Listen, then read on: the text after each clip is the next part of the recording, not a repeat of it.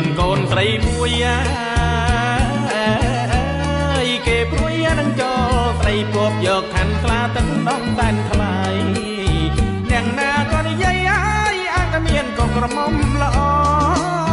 អ្នកក្រមិនមានណាអ្នកមានណាមិនចូលមកល្បីពេញមកស្រុកអោណាម៉ែ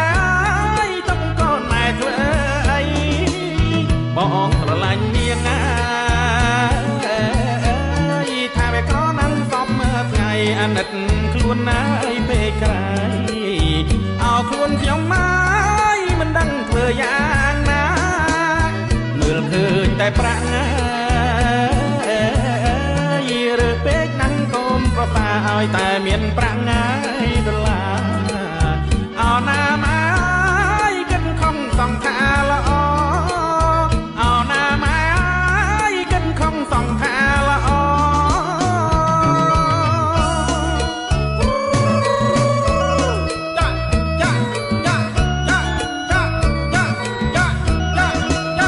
បើតែយ៉ាងនឹង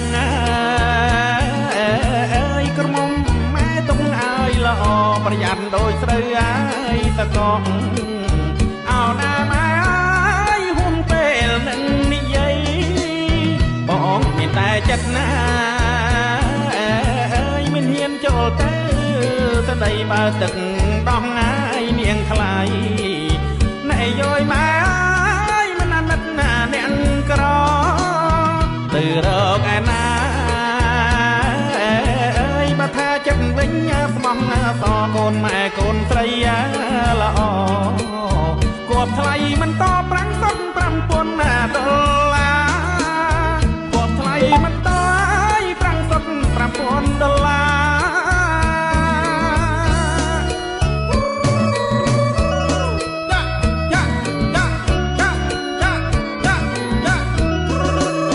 អ្នកនិយាយត្រង់នេះ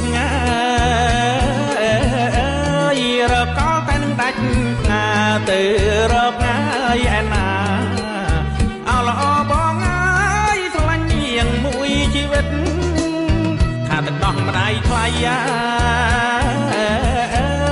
មិនយល់អាណិតស្រឡាញ់តែប្រាំងមិនកើញចិត្តអោក្រមុំបង